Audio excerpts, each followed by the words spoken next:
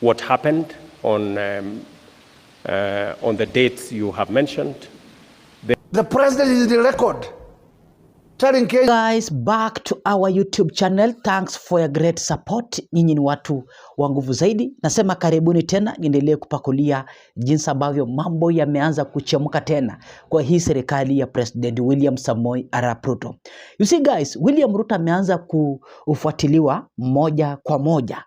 You see, wakati ambapo President William Ruto alikuwa na command police officers publicly kwamba I shoot the legs, wamekuja kurealize now experts kwamba William Ruto alikuwa in control, chini ya maji, alikuwa na command ili wakuwe wanashoot hawa Kenyans ambao walivotia President William Samoei Arap Ruto in 2022. So now Kenyans wamejam now, utakuja kurealize ya kwamba they want now to go back to the streets kufanya maandamano ya kumake sure even now ya kumake sure President William Ruto afiki 2027. Unaona watu wangu, juu nao kama William Ruto amesema ya kwamba ameunda jopo la kufanya compensation kwa wale vijana ambao waliuawa, wale vijana ambao waliweza kuwa abducted wakauawa, na wale wazazi ambao pia waliweza kuuawa during demonstrations in Nairobi County especially. Unaona watu wangu, William Ruto alituambia kwamba ameunda hiyo jopo. Na hii jopo utakuja kuona kwamba in Daily Nation, Star, The Standard newspaper, so wamejaribu exposing President William Ruto. Unaona guys, and now mambo yamechemukia President William Samoei Arap Ruto. Na hiyo yote ni baada tena ya story kutoka upande wa Longonot kuweza exposed na Jeremiah Kioni. Nilikuweka kwa video yangu ya jana jioni kwamba kuna miili more than 195 zimeweza kuwa disposed ama zimeweza kuwa dumped pale baada ya William Ruto kurealize ya kwamba hao watu ambao wako city mortuary ni wengi, na tukianza kusupply kwa wapendwa wao then watakuwa na demand to be compensated. So the only thing tunaweza fanya ni kuenda kufanya nini?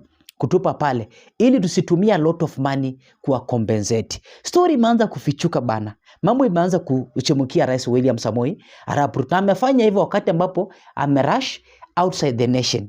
So hiyo story inaendelea huku na yeye yako nje ya nchi. Unaona watu wangu, ensure umelike video na nasema thanks for your great support. Nyinyi ni watu wa nguvu zaidi. Kabla tufike pale guys, kumbuka pale in TV47 James Gakuya alikuwa pale na clash ambayo imekuwa pale today. You are going to be shocked. They want William Ruto to use his funds to compensate to those who are abducted and killed, because police officers ndo walikuwa wana kill, and usisahau ya kwamba ni William Ruto alikuwa na command, so anafaa kutumia do zake, na wanatumia hii clip ya President William Samoei Arap Ruto. Sikiza. Your Excellency President William Ruto, what is the Kenyan government doing to ensure such violations will not happen again? Thank you very much for asking that question. I know that it will be a subject of discussion between my guests here with members of the civil society and other members of the Kenyan society. The statistics are arguable this way or the other way, but that does not take away from the issues that have been raised around what happened on the dates you have mentioned. There are three things that I can speak to it. Number one is that there is an accountability mechanism to make sure that that situation is attended to, and a proper accountability mechanism is put in place. That's number one. Number two is the fact that I undertook to the country that being a democracy, and robustly so, that Kenyans must not, as has happened in the past, where Kenyans disappeared and their bodies were found in all manner of places, that will not happen under my administration. And all the people who disappeared or who were abducted in what you said, all of them have been brought back to their families and to their homes. And I have given clarity and firm instructions that nothing of that kind of nature will happen again, and that it was my commitment as I became president that extrajudicial disappearances of Kenyans will not be part of what we are doing as a nation. Additionally, we have taken proactive steps. My first assignment when I became president was to extend the independence of our investigative agencies, including the police, give them financial autonomy, give them operational autonomy that is guaranteed in the Constitution. And we have since transferred the budget from the Office of the President for the police to the Police Service Commission, and the Inspector General of the Police is now solely responsible for matters operation, for matters finances, and that my office has now nothing to do with the operations, the financing of police activities, to give them independence. Secondly is to enhance the independence of the judiciary by making sure that we expand the budget for the judiciary, make sure that whatever other interventions that are necessary to make sure that our judiciary is independent and can function at an optimal level, including what Cabinet approved a few weeks ago to make sure that judges have a proper retirement package that also ensures that they have transportation and other benefits that initially were not available to them, as part of my push to make sure that the judiciary is independent and is capacitated to be able to discharge their responsibility as part of checks and balances between the different arms of government. Hapo ni William Ruto anajua venye wana abduct, anajua venye wana abduct na anajua ni kina nani wana abduct, na wakati ambapo wanakuwa released pia President William Ruto anajua. That's why akatuambia kwamba wale wote ambao wameweza kuwa abducted wamerejeshwa kwa wapendwa wao. So now kuna James Gakuya wamejam in TV47. Sikiza. Viewers, wherever they are watching this morning show from, and coming to the matters concerned on the reports that were never enforced. It is true that various governments are lashed to make inquiries, but after those inquiries or those commissions, after being commissions and reports were presented, to enforce or to implement those reports becomes a handle. And I would like to cite that this is a pure weakness of the executive, because anything to enforce or to implement is under the powers of the executive. Note that, in fact, even as much as the parliament has a duty to make many recommendations, those recommendations, after exiting from the house, the implementers or the enforcers are the executive. This still goes to judiciary, that even though judiciary make judgments, those judgments, if the court makes a direction, that direction implementer is not the court, but the enforcer or implementer of such decisions made by court is still the executive. But executive sometimes tends to override and put under the lock those kind of reports or orders issued by court and ignore.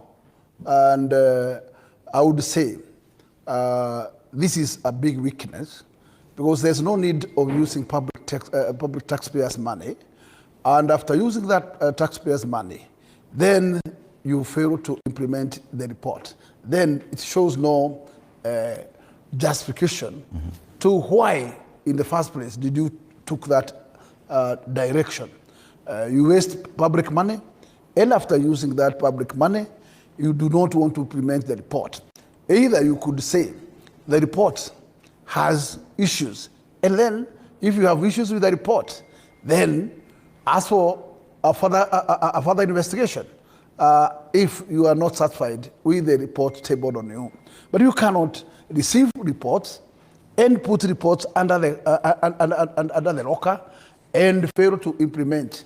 Even some reports, public does not know what was the report. Mm-hmm. It becomes executive property.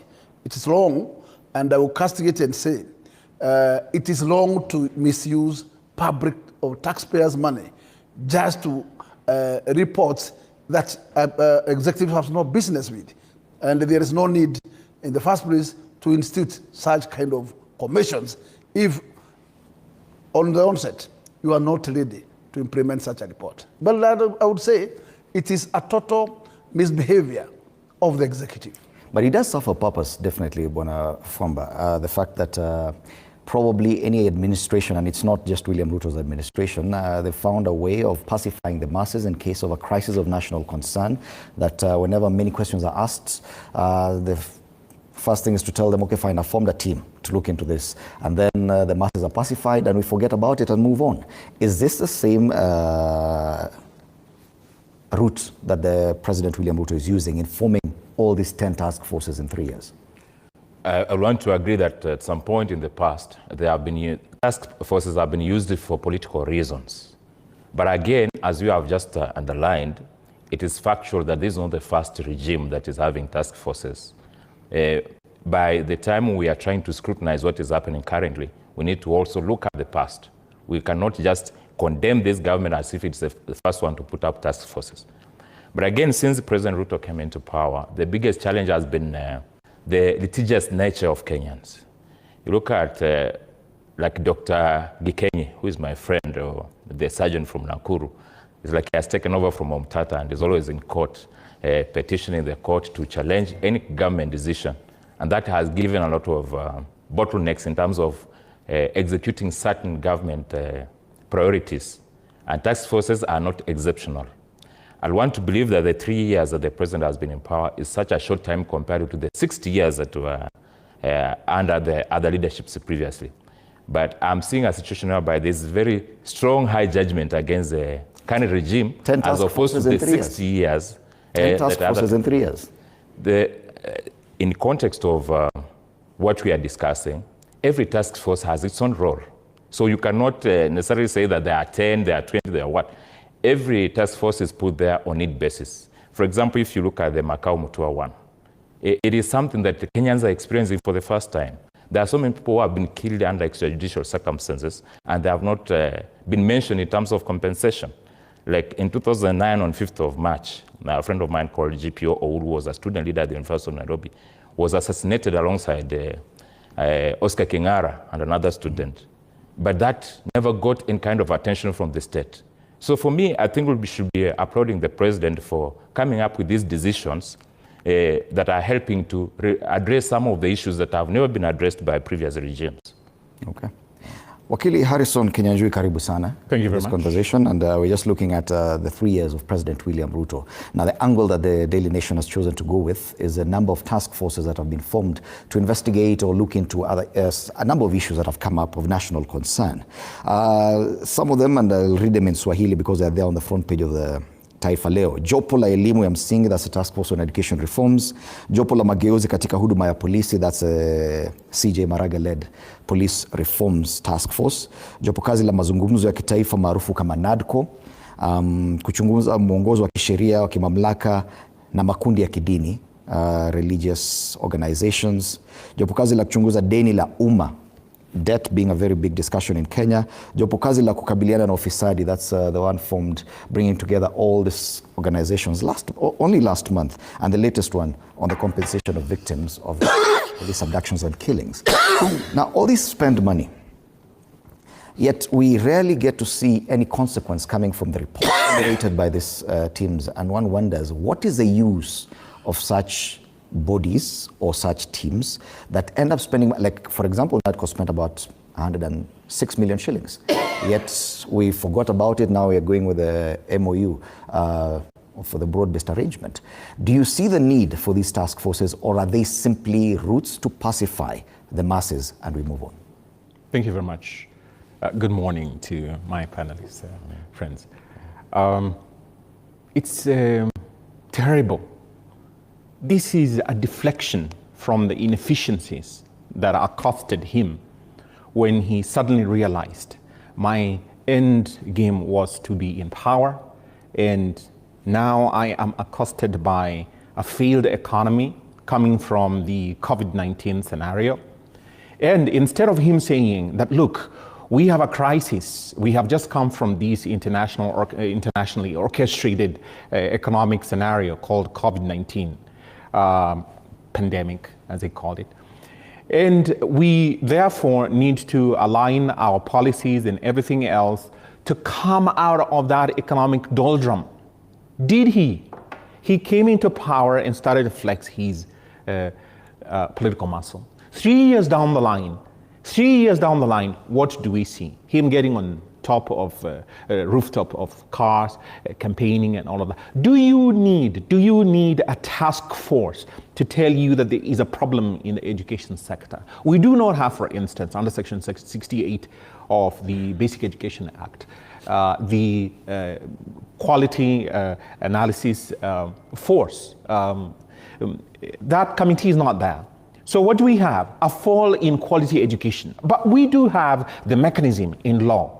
As Mheshimiwa has said, yes, you can have the decision of a court made and decided, but in the end, it is executive to implement that decision.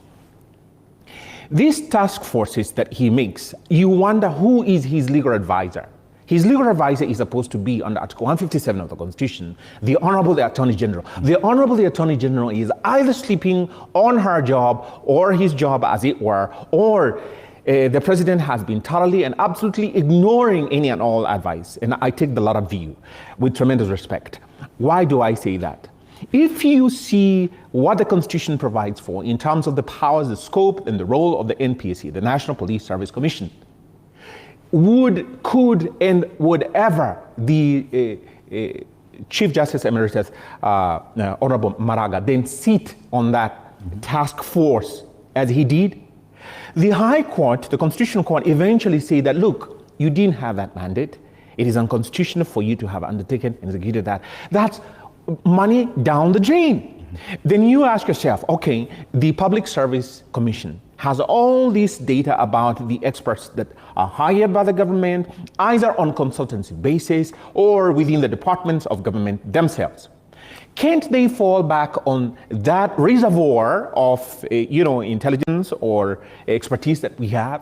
Is that a prudent use of our public resources, that you have a task force to investigate the Shakahola incident and so on and so forth? Those are crimes. Where was the DCI to begin with? Where were the police to begin with? We do not need a task force. For instance, then he comes and creates this task force for the compensation of victims of crime. And we all know that he said and told the policeman, you remove your gun and shoot that person in the foot if you do find them. Come on, he is a perpetrator of crime himself. And then he sets up this task force. What am I saying? He's setting up these task forces to hoodwink the Kenyan people and to deflect from his inefficiencies. And also to try and justify that the government is doing something, quote unquote, something about the scenario.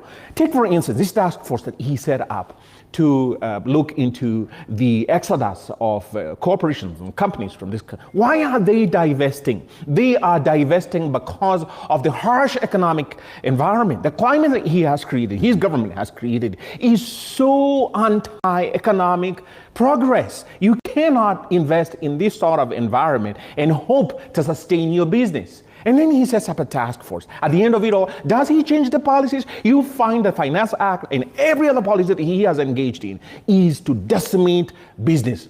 The average person would rather even close or trim down, downsize their economic enterprises rather than invest. Isn't that a pointer that he should have? Lastly, does he need a task force to see, to know that those policies he has engaged himself are in fact the resultant of what is happening? Does his son need to get into the PSV business? Is that what we should be? And remarkably, his own government tells us, oh, you should get into the electric vehicles. His son does not invest in the EV buses himself. So we see these dysfunctional policies that he has and he's imposing on the Kenyan people. And when it comes to the practical implementation, he is so far removed from it. Okay. And probably before I give Bwana Gakuya an opportunity for that, so that you respond to that, Bwana Famba, then it defeats that comparison that we had between previous presidents and him, that previous presidents may have found it necessary to form such teams because of the constitutional dispensation back then, President Moi Kibaki. But right now, this constitution provides for other bodies, independent institutions, that would be doing the same work. For example, the task force on corruption. It's simply bringing together the same teams that are supposed to be fighting corruption. Don't you think that this is a repetition of duties? First, I think Wakili has taken a political trajectory. She's mentioning about the president going up to the family members, talking about the son's business. No. What I was saying, it's not political. It's not political. I'm saying. And now back to the tax force. Let me answer. Allow me to clarify that, because you see, if you bring a policy and you tell us the policy that the government should be taking, and we saw him driving this EV vehicle and saying that it is time now we shifted from the so-called fossil fuels and we came to electric vehicles. We should see the exempling. Right. That's what I was saying, and I'm not getting personal. Now let me get back to the response. You see, if you want to address a problem, you have to get to the bottom of it. And there are specific situations whereby there is a need for presidential intervention. And those circumstances are the ones that have dictated the formation of these task forces. For example, you saw the NADCO team was established after the Azimio versus Kenya Kwanza crisis. And as a country, because we love politics so much, we are moving from one crisis to the next. And you cannot just sit there and wait for things to happen by themselves. You work in such a manner that you are supposed to address anything that emerges. Not necessarily in a rigid manner, that the law is provided this way so that you live strictly without necessarily thinking outside the box. You must live within the context of the law, but also live within the practicability of the situation. And that's what the president has been doing. Because apart from holding the position, you are entrusted with the right skills to manage the country towards the right direction. Even when it comes to duplication of roles, because some of these task forces are simply repeating what other bodies in my opinion, is working in a collaborative manner. You know, every institution has its own strengths. So by the time you are trying to put together different institutions, you are trying to empower the task force so that they produce the best results on the basis of information from different quarters of the society. All right. That's the same way you'll appoint different people from different professions to handle a task force so that they put their expertise in practice and in the final report. Bwana Gakuya, probably this is why we're experiencing a lot of legal hurdles towards these task forces, that there simply is a lot of duplication of roles. The task forces are being given jobs whose basis or whose primary focus should be coming from different organizations that are provided for in the Constitution. Do you think that this is the best way that we could use our money? Idimuri, system is always a system because it works. But if it does not work, it's a failed system. How can you commission a task force where already you have a commission existing and which is a commission anchored in the Constitution? That is duplicating its job. Otherwise, you should disband that commission first before you put another task force, because it tells that whatever that commission is doing, it is not fulfilling. And if it's not fulfilling, then address how to terminate that commission, so that then you can move out and bring in task forces. Otherwise, that is taxpayers' money gone to waste in terms of duplication, because that commission is paid for. This task force will be paid for, and that is a pure duplication. And what I would just to say is that what the executives most of the time want to do is to hoodwink, because they mess the country knowingly, but they just want to hide their face. And therefore they create task forces just to confuse people, just to create to bring a perception that actually they are taking care or they are taking mercy to whatever has transpired. How? And I want to cite that case of extrajudicial killing. The president is in the record telling Kenyans that he is aware those men and women who has been abducted has already gone back to their families. That tells you he is aware where they were and how they were arrested. Therefore, it tells you even those who are executed, he is aware. And if you are aware as a president, then you want to come to tell us that you form a commission on how to compensate. How do that is making people foolish. Mm-hmm. And that is trying just to clear your face, where you are the cause and source of the problem. Right. How can you be in the record telling people, your minister telling people that shoot anybody who comes near the police station? And then you wake up as a president, tell Kenyans, shoot anybody who is in protest or who is on a particular angle, shoot in the leg. And then you want to compensate after shooting. Fred, I have a very disturbing issue. I have a very disturbing issue. Now, when you look at some of those commissions, 3 of which have been declared unconstitutional, the Maraga one, the one for the Health Act, and this latter one that has been declared unconstitutional. The question that I ask myself is, where is the cut-off point of accountability? Because if you have apportioned all this money and the commission or the task force has been declared unconstitutional by the court, do they refund the money? Mm-hmm. Those reports are now redundant, useless pieces of verdicts. Where are we as a people? Because at the end of it all, which is why I was asking in the first place, where is the Honorable Attorney General to say to the President, excuse me, before you embark on this enterprise, misadventure, I should say, this is wholly unconstitutional. This is illegal. You will be now sinking into an arena where you're going to drown. Please don't go there. And then he goes there. And then we, the taxpayers, suffer this expense. The question is now, what I am asking myself is, this money that has been expended on these task forces and that are declared unconstitutional, by means of which then you cannot rely on their reports, but we are being told, oh, the Maraga report is being implemented.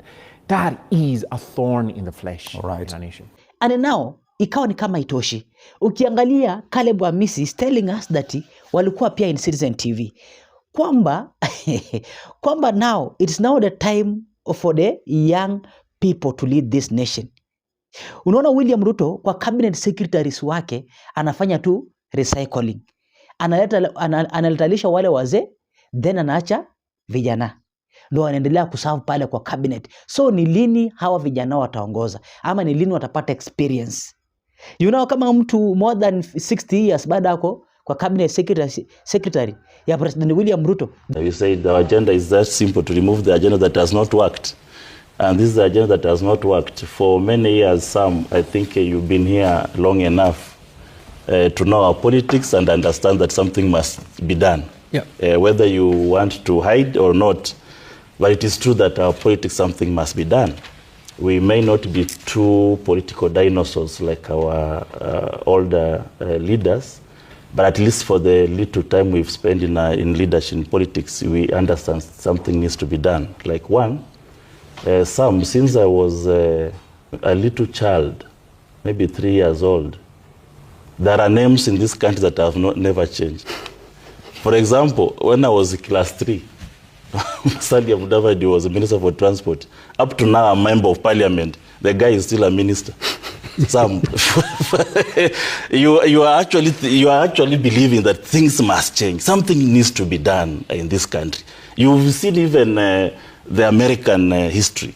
I mean, since maybe around 2000 or at around the same time when we got independence, 1964, yep. How many presidents has America had? So many. And you see, that's how new people come with new ideas. I've told my people, this is the last time I'm going to vie as a member of parliament. For 15 years, it will be enough for me. I'd rather go for presidents or something else. I cannot keep on one position as if there are no other leaders to take over I mean, in a country of 45 million Kenyans, you need to have also time for other people to also take over leadership. So that if there is something that you've not done right, so maybe somebody somewhere has a solution to that. And that's why it pains the young people to see that since we were born, there are the same names that you see. One side, Musalia Mudavadi is with Uhuru Kenyatta. The next election, Uhuru Kenyatta is with Ruto. The next election, Ruto is with Raila. The next election, Raila is with Kalonzo. They are the same people thinking, when you are in one coalition, you think you are fighting for change against the other team. Now, they also merge again, the next election, they exchange roles. And you think you are now fighting. Now, I'm so telling how will you people, change that? But you see that this is how the system has been. And this is how. Are you agreed with me first to start there? These are the same people. You see, you have no words to say because this is a reality. And you know, people don't want to face the reality. They want to hide that, you know, when you talk like this, you'll be making Baba mad. When you talk like this, we respect those people. What we are saying is that time has come for also a new generation, because if we do not allow young people into leaders in position of high authority, we are going to have a generational gap where we have, it is only all the leaders who have experience in leadership. And there is a very big gap between the young generation and the old generation in terms of the experience you get as a leader. I've never served in cabinet. I need to serve in cabinet so that I know what does it mean to serve in cabinet. If a time comes that the people want Caleb to be a president, I love that experience.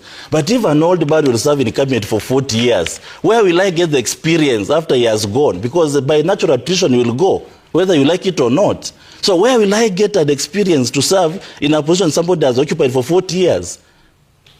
We are living a generational gap, and it is dangerous for a nation. We are hiding. That's why I said, can young people, including the two gentlemen who are beside me, these are young, relatively young people that needs to be part of Kenya Moja. They don't need to be bonded by this, the old status quo. They need to get out. But you know, when a father has molded politicians you are describing as being there for too long, they were once your age. Mwai Kibaki served for a whole 50 years.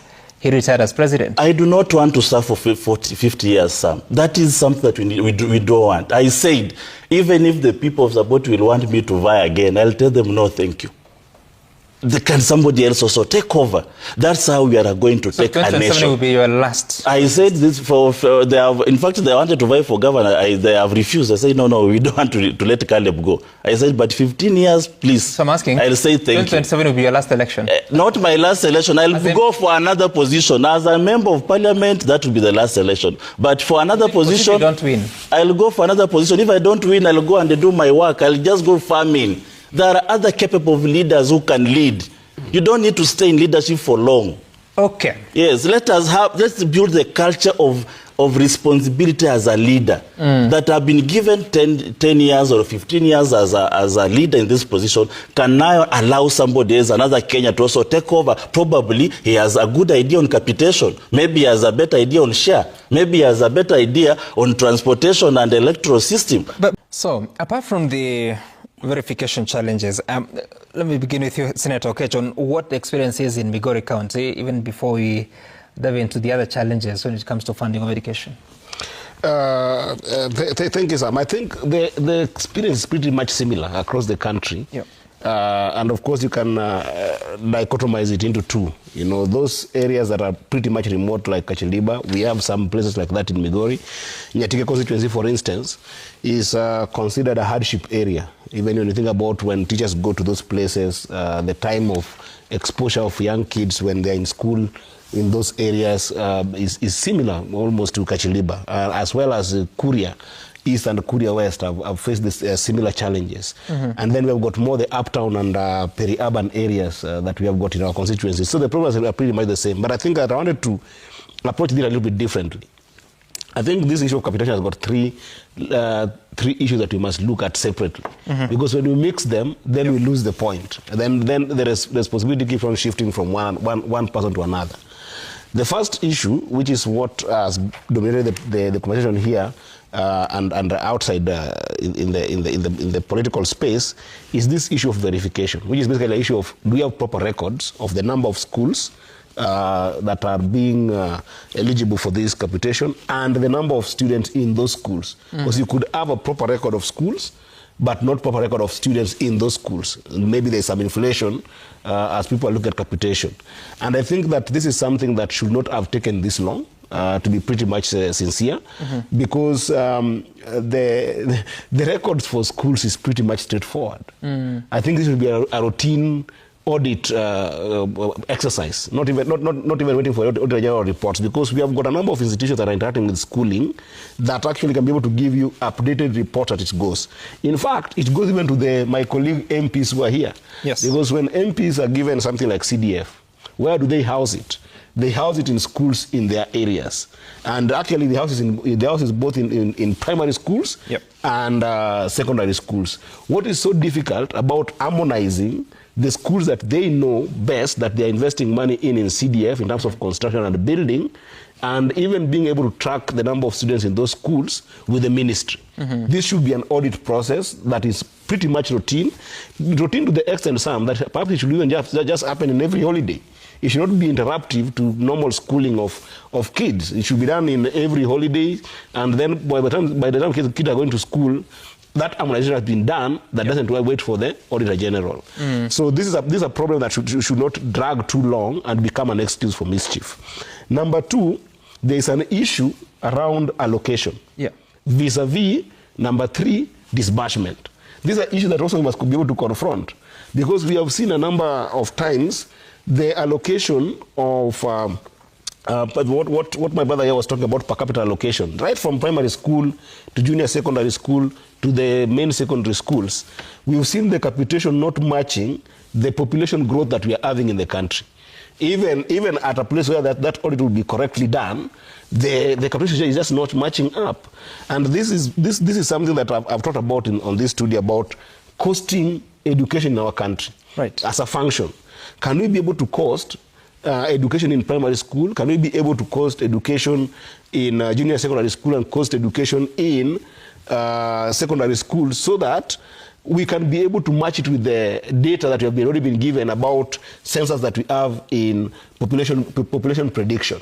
Because if you've got, for instance, Sam, that 2024, you have allocated funds and you put a capitation on students in primary school at 1,500. And then in 2025, it reduces to 1,400. How does that data work? If you've got junior secondary schools, you have put capitation at 15,000 in 2024, and now it is about 13,000. It is reducing. If you look at the secondary school, capitation was at around 22,000. When day schools started getting money. Right now it's 16,000. So it's not growing, yet the population is growing, and the education is getting more expensive. Yet that underfunding is inconsistent with the policy. Yes.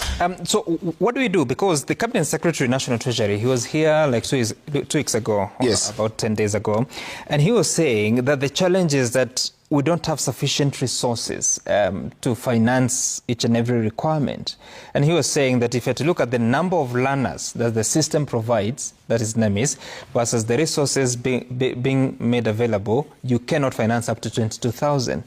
And that is why he was laying it as a basis why the verification needs to be done, so that you can tell, do you have 10 students as indicated in the system, or 7, or less, or more? And that's why I want to separate all those issues. Because verification must be done, and I said routinely so that there's no any kind of fraud in these schools where somebody might be thinking that the money that's coming in they're supposed to take in. But the reality of funding our education with the population growth that is going on is a different question that actually must be able to be done in an appropriate way. And one of the biggest things that the ministry has faced a lot of challenges with is just proper disbursement, even where allocation has been done and verification has been done as well. You know, for instance, if you look at term 1, despite the fact that the ministry had over 48 billion, in term 1, if you look at the way secondary schools were funded, 50% was given. to schools. Yeah, at least in Migori County, this is true. In term 2, only 30% was given without meeting the term 1 debt that was there. In term 3, right now, only 20% has been given, even to the verified schools. I thought that is the disbursement formula. So in first time you give 50, in second time you give 30, in third time you give 20. In the end you have 100%. You're supposed to be given like that, but I'm saying they are not met. So the debt that was there in first term, out of the 50%, you find that only about 30 to 40% have gone. Some schools have received, and in some schools they go without actually getting the entire amount. So that the standard that is there, they don't end getting up the entire amount that is there, so that the debt even to schools is accumulating and is not catching up with the population. So the entire funding equation is something that we must be able to look at to the extent that it matches the population that is there. And this also again goes to the policy around, do we want as a country to prioritize education to the extent that if we are going to have more children getting into schools, should we defray some expenses in some areas and add it to education if it's a priority to us? Is it possible? Because education is now taking 702 billion. I think it's possible if it's something that we want to invest in. But I think that the other biggest problem is this, Sam. You invest in proper schooling of our children, and then when they get out of the school, it's an investment. Education is an investment. They don't get a commensurate kind of employment and jobs that then will feed back to the system. So this becomes a problem because you've got a big influx of people coming out of schools, then they're coming out of schools without jobs, and then they don't end up contributing to the GDP as you would want them to contribute once they get out of jobs. So it's a complete value chain, and I think that it is important that we integrate the entire vertical, right from education to the job market. We don't need to do it just as one single segment. Okay. Mheshimiwa Hamisi, what has been the experience of your constituents in their schools with these challenges with capitation and the verification?